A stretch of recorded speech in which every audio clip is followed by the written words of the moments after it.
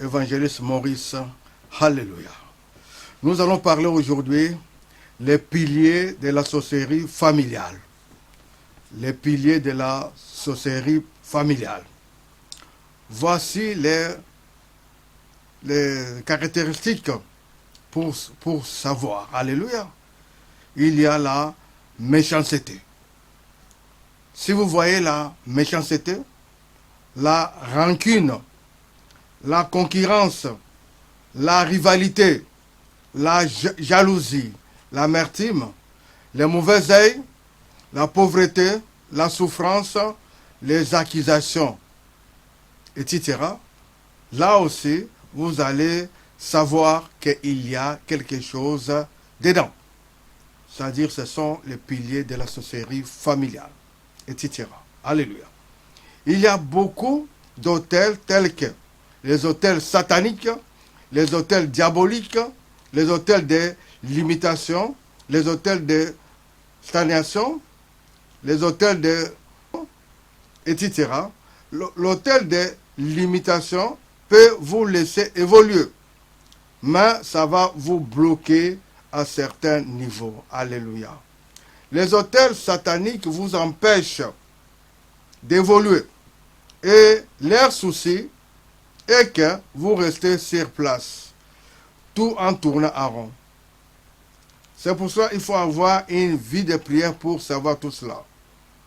Il vous impose de rester sur place, pas d'évolution. Il paralyse vos affaires afin que vous ne bougez pas dans les affaires, pas de succès. Vous pouvez changer de relations, mais il n'y a pas le succès dans vos affaires. Dans vos affaires, il n'y a pas de succès. Vous pouvez changer même comment, faire n'importe quoi, mais il n'y a toujours rien. Vous pouvez même aussi changer le pays, mais toujours pas de succès. Vous croyez peut-être pour changer le pays, ça serait bon, mais non. Rien à faire, il y a aussi l'esprit de contrôle. L'autel de stagnation paralyse tout. Vous restez sur place. Ils peuvent vous laisser faire des projets, mais rien ne va bouger. Et vous irez nulle part. Vous pouvez avoir des bonnes idées, mais rien ne va marcher. Et les gens pourront croire que vous êtes paresseux. Les gens, alléluia. Les gens pourront croire que vous êtes paresseux. Mais non. Vous faites tout pour votre réussite. Mais le diable veut votre échec. Et tout s'arrête. Et vous échouez dans vos affaires. Cela veut dire que l'ennemi est en action. On n'a pas besoin de vous dire. Si vous n'avez pas l'argent, vous avez des bonnes idées pour faire le commerce. Vous avez des bonnes idées, mais si vous avez l'argent, vous changez les idées et il y aura l'esprit du gaspillage pour tout perdre et pour rien faire. Et rien ne va bouger. Et là aussi, c'est ça l'autel de stagnation. Vous restez sur place qui impose la mort de vos affaires. Pas de progrès et vous restez pauvre sans le savoir. Alléluia. C'est pour cela vous devrez être délivré de l'autel de stagnation. Il y a beaucoup d'autels qui travaillent pour bloquer beaucoup de familles de génération en génération. C'est que vous aviez eu comme progrès, mais aujourd'hui, vous pouvez descendre et perdre tout sans le savoir. Car les autels de la famille parlent. Si vous voyez que vous n'avancez pas et ce que vous vivez, vous le voyez aussi à vos proches. À vos proches, vous voyez, c'est la même chose. À vos enfants, à toute la famille, les problèmes similaires. Et par là, on pourrait en conclure que pour dire qu'il y a l'autel de la pauvreté, de la stagnation, il y a l'humiliation et la réalité que vous vivez dans la misère. La pauvreté est l'ennemi. Les diables empêchent votre croissance. Vous avez vieilli, mais vous n'avez pas grandi. Vous devez en tirer devant votre situation. Mais le diable fera pour que vous n'arrivez pas à comprendre votre sort. On peut vous expliquer pour vous sauver, mais vous n'allez pas comprendre les pièges du diable. Le diable est un malin. Il faut être spirituel pour comprendre son plan. Alléluia. Prenons tout d'abord Exode. Exode, chapitre 1, verset 8 à 14. Exode, chapitre 1, verset 8 à 14. Alléluia. Exode, chapitre 1, verset 8 à 14. Je lis au nom du Seigneur Jésus-Christ de Nazareth. Exode 1, 8 à 14. Il s'éleva sur l'Égypte un nouveau roi qui n'avait point connu Joseph. Il dit à son peuple, voilà les enfants d'Israël qui forment un peuple plus nombreux et plus puissant que nous. Allons, montrons-nous habiles à son égard. Empêchons qu'il ne s'accroisse et que, s'il survient une guerre, il ne se joigne à nos ennemis pour nous combattre et sortir ensuite du pays. Et l'on établit sur lui des chefs, des corvées, afin de l'accabler de travaux pénibles. C'est ainsi qu'il bâtit les villes de Pithom, de Ramsès, pour servir de magasins à Pharaon. Mais plus on l'accablait, plus il multipliait et s'accroissait. Et l'on prit en aversion les enfants d'Israël. Alors, les Égyptiens réduisirent les enfants d'Israël à une dure servitude. Ils leur rendirent la vie amère par de rudes travaux en argile et en briques et par tous les ouvrages des champs. Et c'était avec cruauté qu'il leur imposait toutes ces charges. Alléluia. Nous avons vu ici comment était le peuple d'Israël. C'est pour cela que vous devez en tirer devant votre situation. Mais le diable fera pour que vous n'arrivez pas à comprendre votre sort. On peut vous expliquer. On peut faire tout pour vous expliquer, pour vous sauver, mais vous n'allez pas comprendre les pièges du diable. Le diable, c'est un malin. Il faut être spirituel pour comprendre son plan. C'est pour cela qu'il faut être un homme ou bien une femme de prière.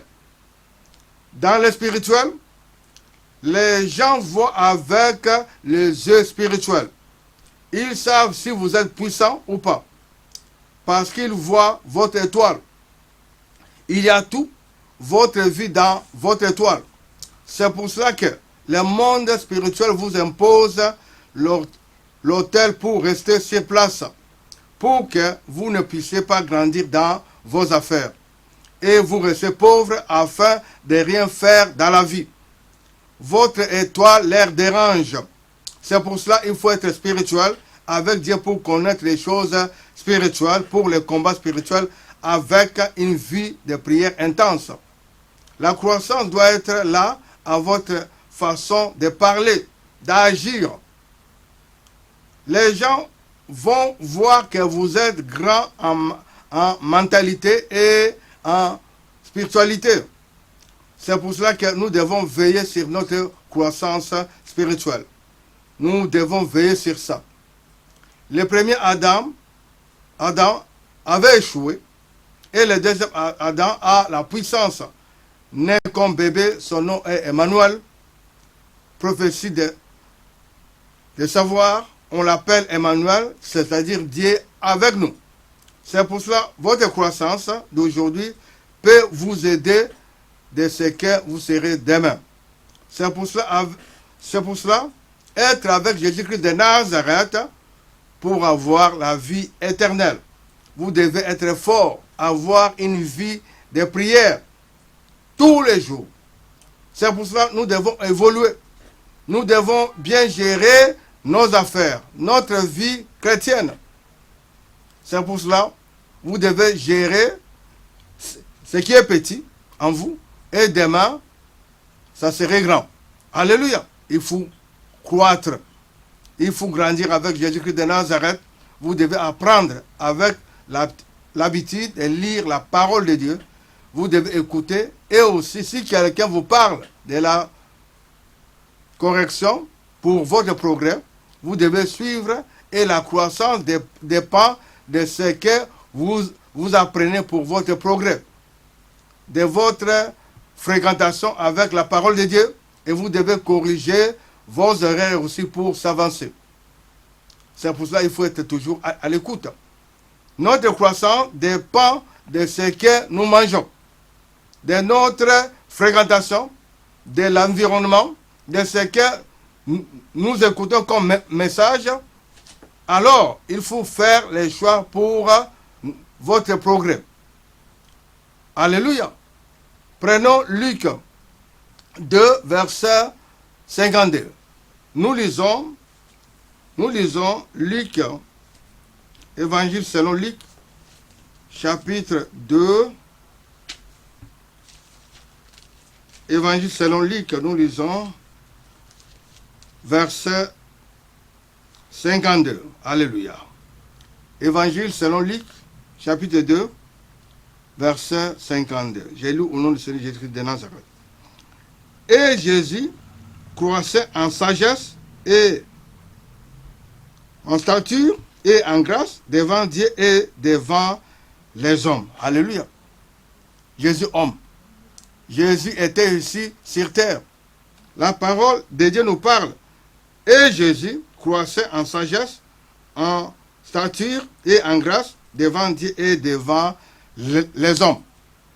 Nous devons suivre l'exemple de Jésus-Christ de Nazareth, de Jésus qui était ici sur terre, homme. Prenons encore Luc 4, Luc chapitre 4, versets 1 à 13. Alléluia. Nous lisons Luc chapitre 4, versets 1 à 13. J'ai lu au nom du Seigneur Jésus-Christ de Nazareth. Luc chapitre 4, verset 1 à 13. Jésus, rempli du Saint-Esprit, revint du Jourdain, et il fut conduit par l'Esprit dans le désert, où il fut tenté par le diable pendant 40 jours. Il ne mangea rien durant ces jours, et après qu'ils furent écoulés, il eut faim. Le diable lui dit, « Si tu es fils de Dieu, ordonne à cette pierre qu'elle devienne du pain. » Jésus lui répondit, « Il est écrit, l'homme ne vivra pas de pain seulement. » Le diable, l'ayant élevé, lui montra à un instant tous les royaumes de la terre et lui dit, « Je te donnerai toutes ces puissances et la gloire de ces royaumes, car elle m'a été donnée et je la donne à qui je veux. Si donc tu m'adores, elle sera toute à toi. » Jésus lui répondit, « Il est écrit, tu adoreras le Seigneur ton Dieu et tu le serviras lui seul. » Le diable le conduisit encore à Jérusalem, le plaça sur le haut du temple et lui dit, « Si tu es fils de Dieu, jette-toi d'ici en bas, car il est écrit, il donnera des ordres à ses anges à ton sujet, afin qu'ils te gardent. Et ils te porteront sur les mains, de peur que ton pied ne heurte contre une pierre. » Jésus lui répondit, « Il est dit, tu ne tenteras point le Seigneur, ton Dieu. » Après l'avoir tenté de toutes ces manières, le diable s'éloigna de lui jusqu'à un moment favorable. Alléluia. Nous voyons Jésus rempli. Jeûne de 40 jours, 40 nuits. Mais le diable était venu. C'était malin. C'était un malin. C'est pour ça, étant enfant de Dieu, nous devons être forts avec Jésus-Christ de Nazareth. Parce que l'ennemi, le diable, Satan, c'est un malin. Alléluia. Nous avons lu ici, Luc 4, verset 1 à 13. nous parle de la tentation de Jésus-Christ. Mais il est le maître de tout. Il a vaincu Satan 3-0. Avec Dieu, avec Jésus-Christ, nous sommes plus que vainqueurs. Alléluia.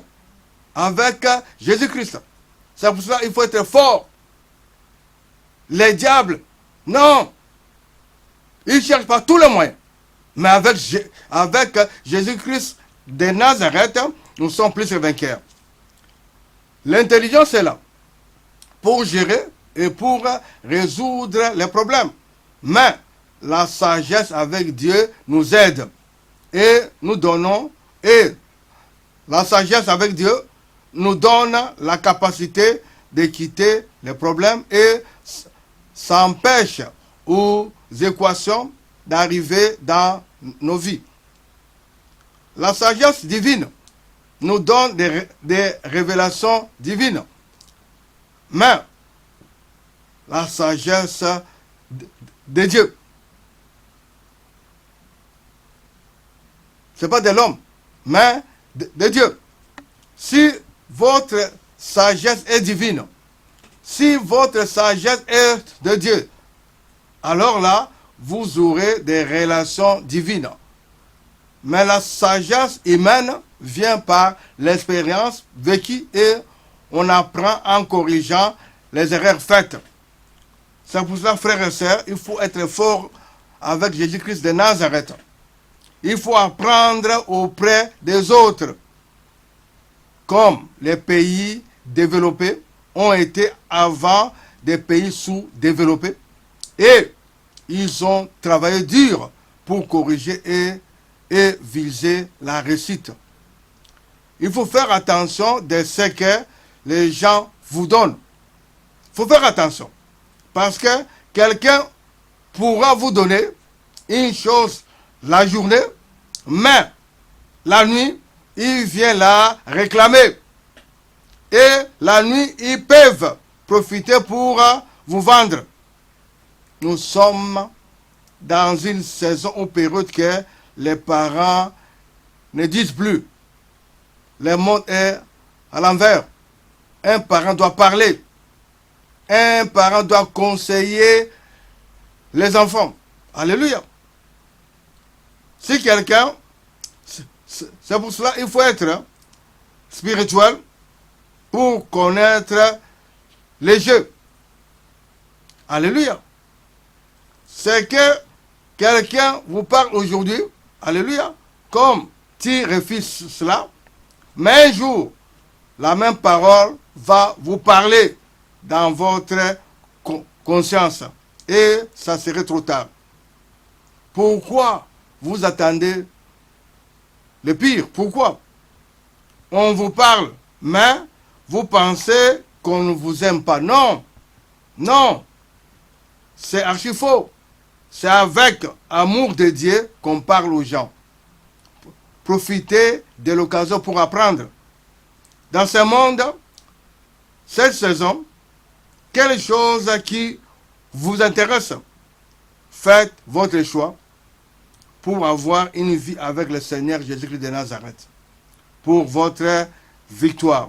Avec Dieu, nous avons la victoire. Satan est venu. Jésus-Christ, 40 jours de jeûne et prière. Comment ça? Jésus-Christ était homme de prière, mais Satan est venu.